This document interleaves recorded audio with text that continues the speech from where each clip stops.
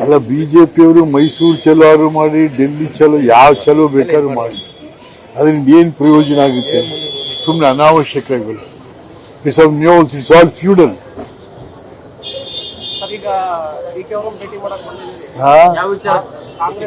ಬೇಕಾದ ವಿಚಾರ ಇರ್ತವ್ರಿ. ಊರು ಕೇರಿ ಇಲ್ವಾ? ನಾವೆಲ್ಲ ರೆಪ್ರೆಸೆಂಟೇಟಿವ್ಸ್ ಅಲ್ವಾ? ಊರ್ ಕೆಲಸ ಇರ್ತದೆ, ಮತ್ತೊಂದು ಇರ್ತದೆ, ಬರ್ತೀವಪ್ಪ. ಯಾಕೆ ಬಂದ್ರಿ ಅಂದ್ರೆ ಏನ್ ಹೇಳನೆ? ವಿಚಾರ 108 ಇರ್ತಕ್ಕಂಥ ಮಾರೇನೆ ಒಳ್ಳೆ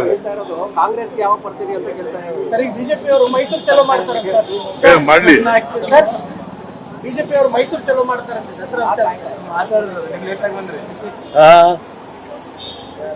ಮಾಡ್ಲಿ ಬಿಡ್ರಿ. ಮೈಸೂರು ಚಲೋ, ಬೊಂಬಾಯಿ ಚಲೋ, ಏನ್ ಬೇಕಾದ್ರೂ